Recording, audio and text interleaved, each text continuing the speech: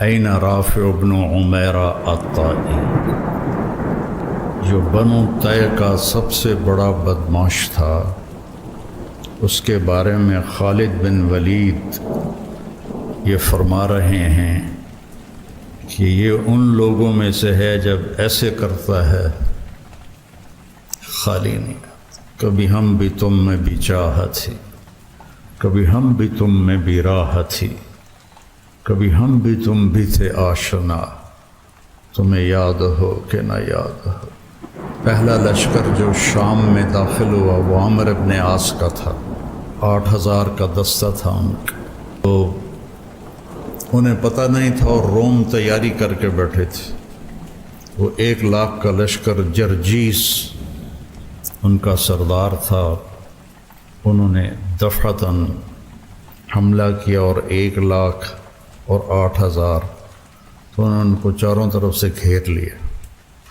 تو واثلہ بن اسقع رضی اللہ تعالیٰ عنہ یہ اصحاب صفہ میں سے تھے، وہ کہتے ہیں کہ ہمیں رجز بھول گئے۔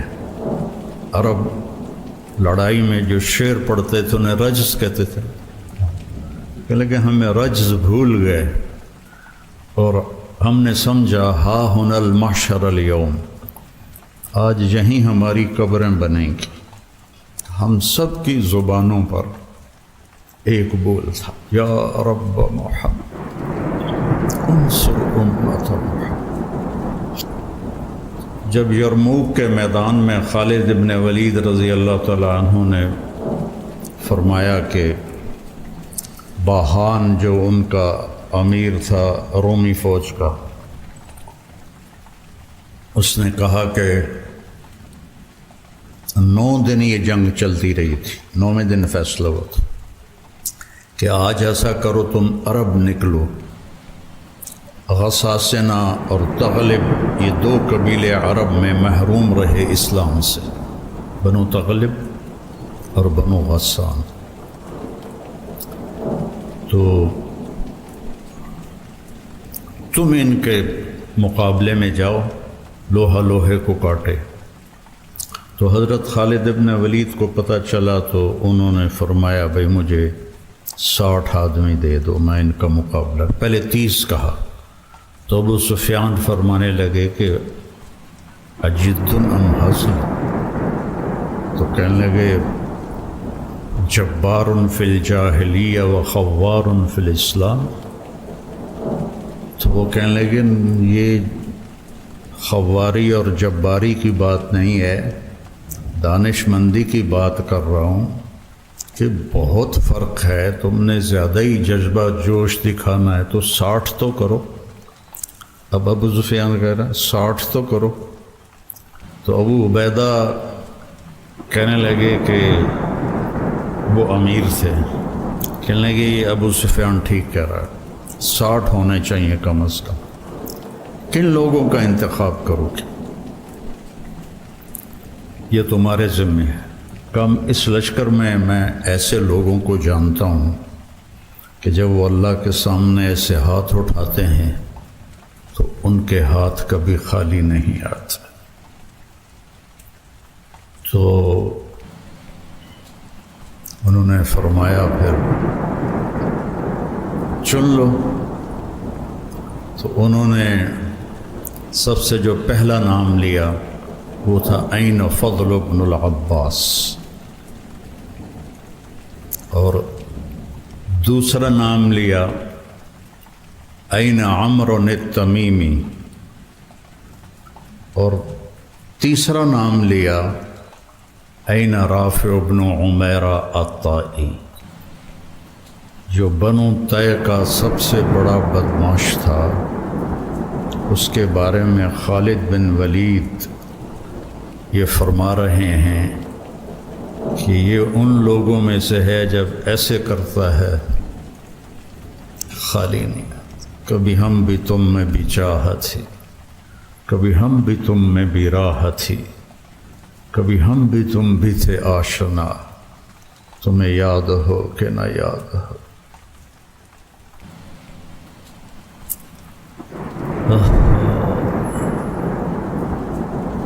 یا ابن آدم منی لک محب،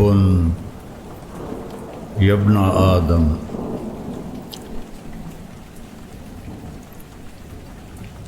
یا ایھا الذین آمنوا نہیں، یا ابن آدم انی لک محب فبحقی علیک کن لی محبا۔ تو وہاں سے تو یہ ندا آج بھی ہے، کبھی ہم بھی تم میں بھی چاہت تھی، کبھی ہم بھی تم میں بھی راحت تھی، کبھی ہم بھی تم بھی تھے آشنا، تمہیں یاد ہو کہ نہ یاد ہو۔ وہ پھر باتیں ادھر ادھر ہو رہی ہیں۔ پہلا لشکر جو شام میں داخل ہوا وہ عامر ابن عاص کا تھا رضی اللہ عنہ، 8000 کا دستہ تھا ان کا۔ تو انہیں پتہ نہیں تھا اور روم تیاری کر کے بیٹھے تھے۔ وہ 1,00,000 کا لشکر جرجیس ان کا سردار تھا، انہوں نے دفعتاً حملہ کیا اور 1,00,000 اور 8,000، تو انہوں نے ان کو چاروں طرف سے گھیر لیا۔ تو واصلہ بن اسقع رضی اللہ تعالیٰ عنہ یہ اصحاب صفہ میں سے تھے پہلے۔ وہ کہتے ہیں کہ ہمیں رجز بھول گئے۔ عرب لڑائی میں جو شعر پڑھتے تھے انہیں رجز کہتے تھے، لیکن ہمیں رجز بھول گئے اور ہم نے سمجھا ہا ہن المحشر اليوم، آج یہیں ہماری قبریں بنیں گی، اور ما کان قولنا الا ان یا رب محمد انصر امت محمد۔ ہم سب کی زبانوں پر ایک بول تھا، یا رب محمد انصر امت محمد۔ وہ بیت اللہ کی 40 منٹ کی دعائیں نہیں تھیں، اور 30 لاکھ کے مجمع کی آہ و بکا نہیں تھی، ایک لفظ یا رب محمد انصر امت محمد۔ عبداللہ بن عمر بھی اس لشکر میں تھے۔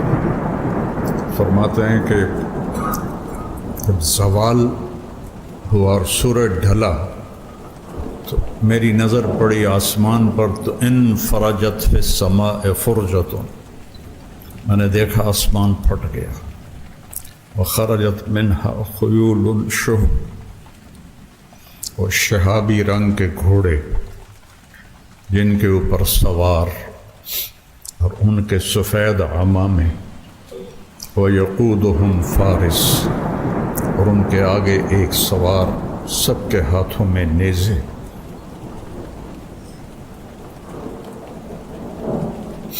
اور وہ کہہ رہا تھا ابشروا یا امت محمد فقد اتاکم اللہ بالنصر۔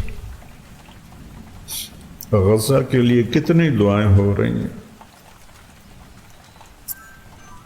کتنے معصوم بچے ذبح ہو گئے،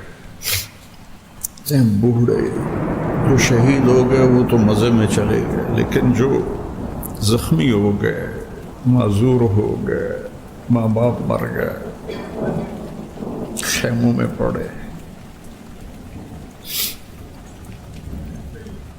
ابشروا یا امت محمد فقد اتاکم اللہ بالنصر۔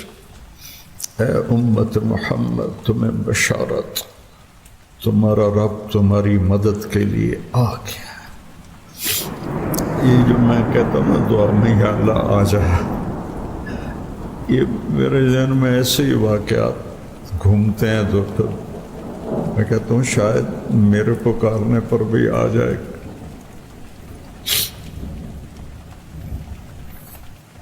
اس کے بغیر تو کام نہیں چلے۔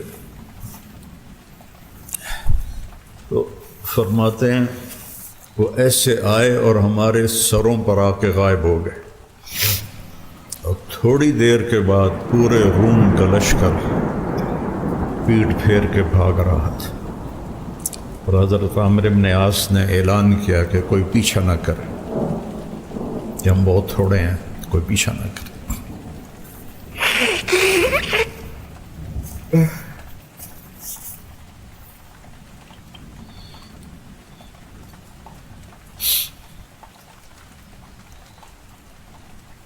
تھے ہمیں یہ کہ تیرے مار کا آرام، خشکیوں میں کبھی لڑتے کبھی دریاؤں میں، دی اذانیں کبھی یورپ کے کلیساؤں میں، کبھی افریقہ کے تپتے ہوئے صحراؤں میں، شان آنکھوں میں نجچتی تھی جہانداروں کی، کلمہ پڑھتے تھے ہم چھاؤں میں تلواروں کی، تجھ سے سرکش ہوا کوئی تو بگڑ جاتے تھے، تیغ کیا چیز ہم توپ سے لڑ جاتے تھے، نقش توحید کا ہر دل کو بٹھایا ہم نے، زیر خنجر بھی یہ پیغام سنایا ہم، دشت و دشت ہیں دریا بھی نہ چھوڑے ہم نے، بحر ظلمات میں دوڑا دیے گھوڑے ہم۔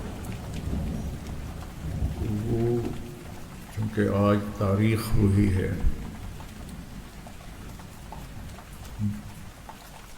اس تاریخ کو پیر کا دن تھا، آج بدھ ہے، کہ تاریخ ہی کی 29 شام کو اس کا بلاوا آیا، 30 شام کو ہم نے اسے اللہ کے سپرد کیا۔ تو باپ کا جنازہ بھی اٹھایا، تایا کا جنازہ بھی اٹھایا، چچا تھے ان کا جنازہ بھی اٹھایا، ماں کی دفعہ میں تھا نہیں، میں حج پہ تھا، تو اس سے میں محروم رہا۔ تو قریبی رشتوں کے، دوستوں کے جنازے اٹھائے، لیکن اس جنازے کا بوجھ ابھی تک میرے کندھے پر ہے۔ میں اسے بھلانا چاہتا ہوں کہ زندگی گزارنی ہے، زندہ جب تک زندہ ہے، بھولتا نہیں۔ ماں باپ مر جائیں، اولاد چند دنوں میں صدمہ بھول جاتی،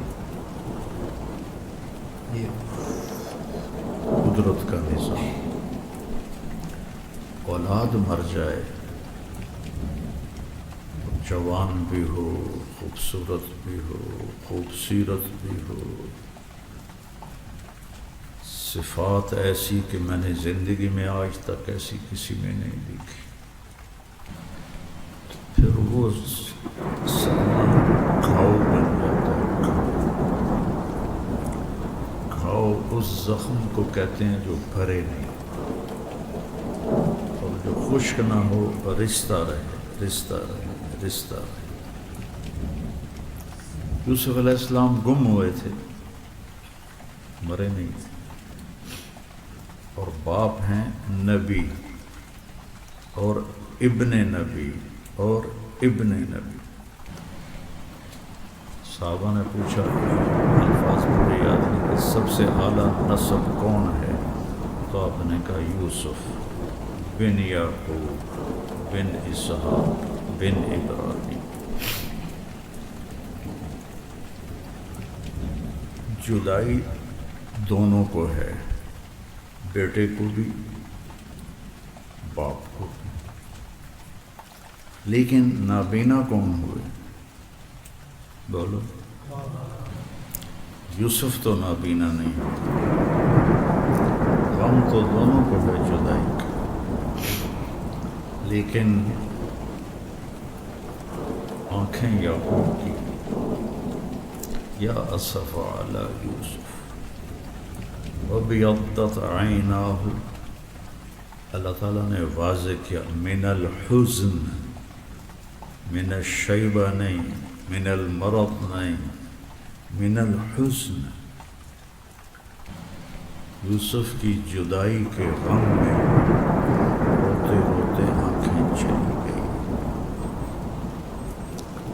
تاللہ تفتأ تذکر یوسف حتی تکون حرضا او تکون من الہالکین. یہ حال یوسف کا تو نہیں ہوا، یعقوب کا ہوا. اور فہو کظیم، اللہ اکبر. قزم کہتے ہیں مشکیزے میں پانی ڈالنا، اس کو اچھی طرح بھر کے پوری طرح اس کی پسلیاں باہر نکال کے پھر اس کے منہ کو ایک مضبوط دھاگے سے بند کر دینا، اس کو قزم کہتے ہیں. اور عرب اس مشکیزے کی قیمت کو جانتے تھے، ہم نہیں جانتے. مطلب ٹوٹیوں میں پانی بہہ رہا ہے، انہیں 3 دن کی مسافت سے پانی لانا پڑتا تھا. غم اتنا تھا کہ پورا وجود مشکیزے کی طرح پھٹ رہا تھا کہ رگ رگ میں غم بھرا ہوا تھا. اور انہوں نے اوپر صبر کی پٹی لگائی ہوئی تھی. اور 40 سال میں ایک دفعہ بھی بیٹوں کو تانا نہیں دیا تم نے یوسف کو ضائع کیا، تم مجرم ہو. انما اشکو بثی وحزنی الی اللہ.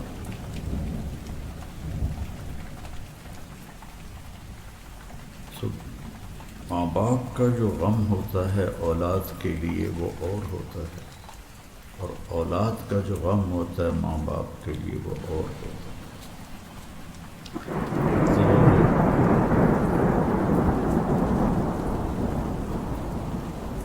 ہمارے خاندان میں یہ پہلا واقعہ ہوا، ایسے جوان بچہ اچانک چلا جائے. تو میری وہ قزیم والی حالت ہے، فہو قظیم. ایک باپ اولاد کے لیے کیسے ہونا چاہیے. یعقوب علیہ السلام مثالی باپ بنا کے تو دکھایا.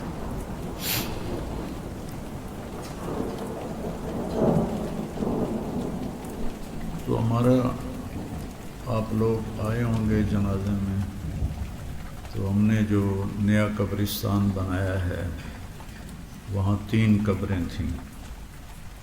ایک میرے چچا تھے اور 2 میرے تایا کے بیٹے تھے.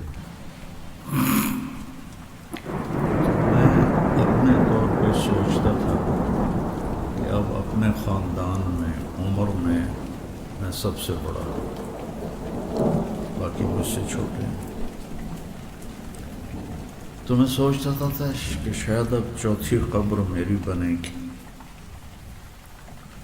مجھے کیا خبر تھی، کیا فیصلہ ہوا پڑا کہ مجھے عاصم کی قبر کھودنی پڑی اور اسے اتارنا پڑا.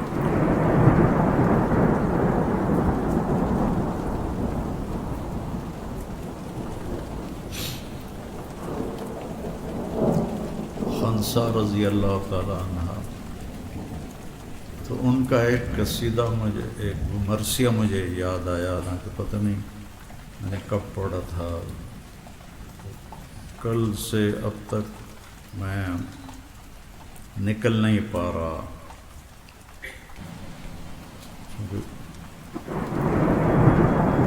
کل کی تاریخ میں اس کی وفات ہوئی.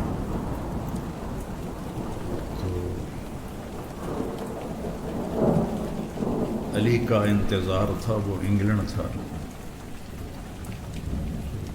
ہم نے جنازے کو لیٹ کیا تو میرا بھائی کہنے لگا، وہ ڈاکٹر ہے، کہ اتنی دیر اگر میت پڑی رہے گی تو جسم خراب ہونا شروع ہو جائے گا، لہذا اس کا انتظار نہ کرنا ہے. تو برف میں وہ ساتھ ہے.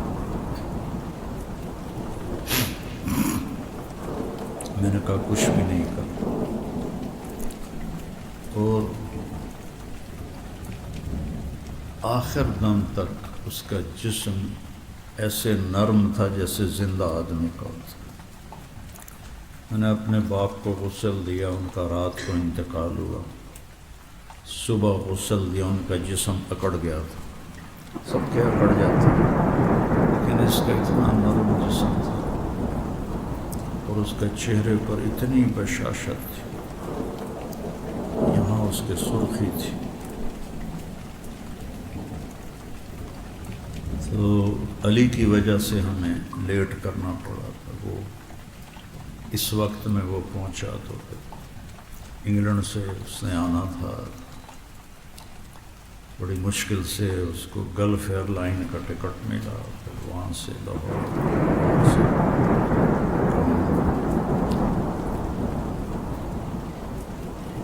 تو ان کا قصیدہ ہے، مرثیہ ہے، یذکرنی طلوع الشمس صخرا فاذکرہ لکل غروب شمسی ولولا کثرة الباکین حولی علی اخوانہم لقتلت نفسی ولا یبکون مثل اخی ولكن اعز النفس عنہم بالتأسی۔ تو کل سے میرے دماغ میں یہ اس طرح گھوم رہا ہے،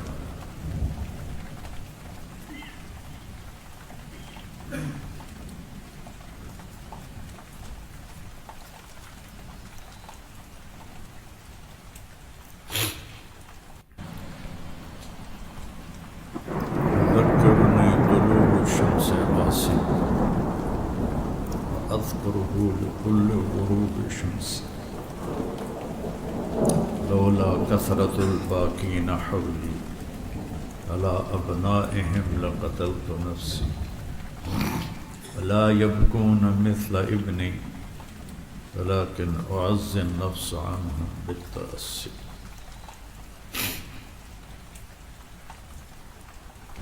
میں 1971 میں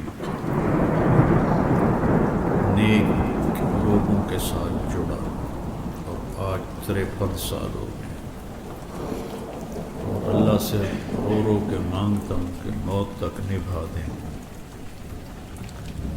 میں واللہ قسم کھا کے کہتا ہوں، جو عشق اس میں اللہ اور اس کے رسول کا تھا میں نے کسی میں نہیں دیکھا۔ عشق تو اصل میں اس کو تو پڑھنا بھی نہیں آتا تھا، اس کو ایک بیماری تھی، اس کو کہتے ہیں ڈسلیکسیا، اس میں بچہ حروف نہیں پہچانتا، حروف نہیں پہچانتا تھا، پڑھ ہی نہیں سکتا، لیکن جو اس میں اللہ کی محبت نہیں، عشق اور اللہ کے رسول کا عشق، واللہ میں نے کہیں نہیں دیکھا۔ یعنی میرے سامنے کی بات ہے کہ میں دونوں بھائیوں سے اللہ کے نبی کی کوئی بات کر رہا تھا تو وہ گر گیا، عاصم گر گیا، میں گھبرا گیا، میں کہا کیوں ہوا ہے، کیونکہ میں نے پہلی دفعہ دیکھا تھا۔ تو یوسف کہنے لگا بابا جب بھی اللہ کے نبی کی بات آتی ہے یہ اس پر یہ بے ہوشی طاری ہو جاتی،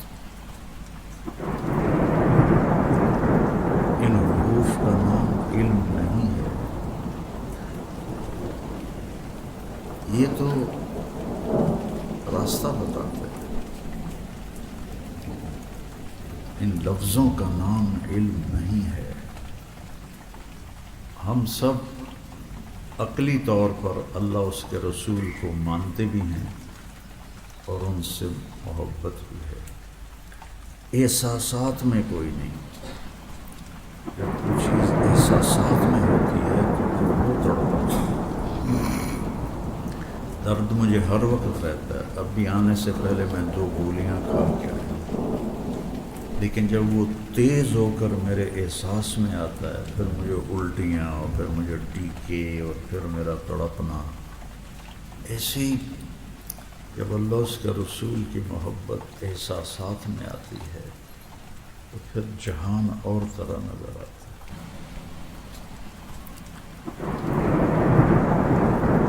میں نے اس میں اللہ اس کے رسول کا عشق دیکھا،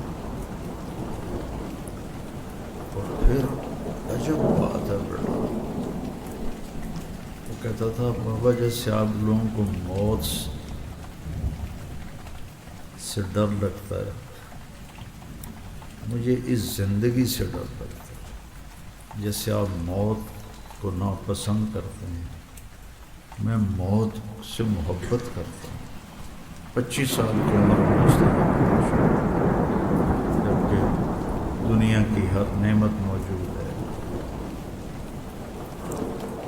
پھر وہ یہ کہتا تھا 25 سال کی عمر، اور اب اس نے 2-3 سال سے کہنا شروع کیا تھا میرے اوپر دنیا اللہ نے کھول دی ہے، آپ کو مرنا مشکل ہے، مجھے زندہ رہنا مشکل ہو گیا ہے، یہ رہنے کی جگہ نہیں ہے بابا، اللہ مجھے اس کی حقیقت دکھا چکا۔ جب وہ اللہ کو بولتا تھا یقین مانو دل پھٹنے کو ہو جاتا، وہ اللہ کے نبی کو بولتا تھا دل پھٹنے کو ہو جاتا۔ گلستان کالونی سے چلے اور پرانا راستہ تھا گوجرا اور ٹوبا ٹیک سنگھ اور رجانا اور پیر محل، سندیلیاں والی، عبدالحکیم کم، 3 گھنٹے نماز کی کوئی بات چلی، اس نے نماز پہ بولنا شروع کیا، گھر پہنچنے تک نماز کا عنوان ختم نہیں ہوا تھا اور وہ ایک لفظ نہیں پڑا ہوا۔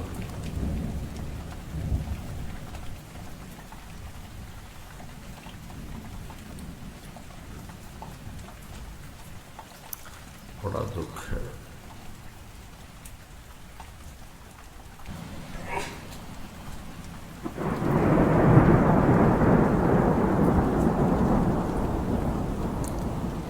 شاعر کا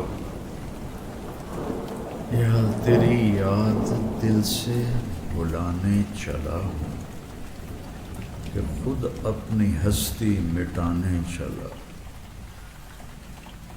تجھے بھول جانا ایسا ہے کہ میں آپ خود مر جاؤں گا۔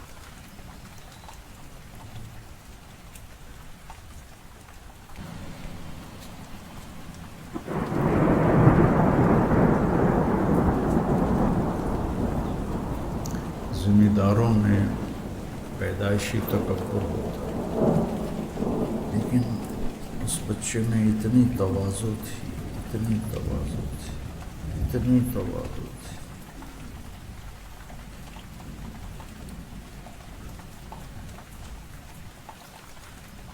اپنی ماں سے کہتا تھا، میں نے بچوں کے نام زمین لگا دی تھی، کہتا تھا مجھے نہیں چاہیے، یوسف اور علی کو دے دو، مجھے نہیں چاہیے، مجھے کفن بھی نہ دینا، میرے کپڑوں میں ہی دفن کرنا، اور میرا اعلان بھی نہ کرنا، بس 2-4 آدمی ہوں جو میرا جنازہ پڑھ کے مجھے دبا دیں۔ یہ ماں کو کہتا تھا۔ آپ سوچ نہیں سکتے میں نے کیا کھویا۔